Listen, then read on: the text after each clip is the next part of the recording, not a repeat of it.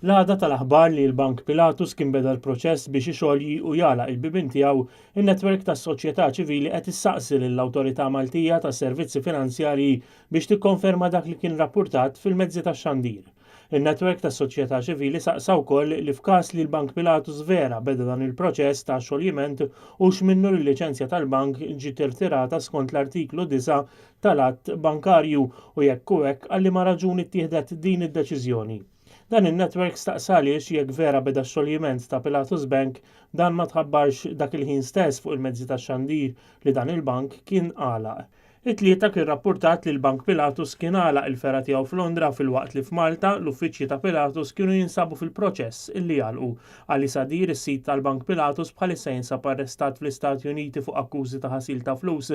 It-tlieta ngħad kif l-avukati tiegħu ppreżentaw provi biex juru li Sadir m'għandu l-ebda interess iħalli l-Amerika u biex isaħħu l-punt tagħhom huma qalu li Ali Sadir m'għandux għalfejn jersaq lejn Malta għaliex Pilatus jinsab fil-proċess li jagħlaq il-bibien.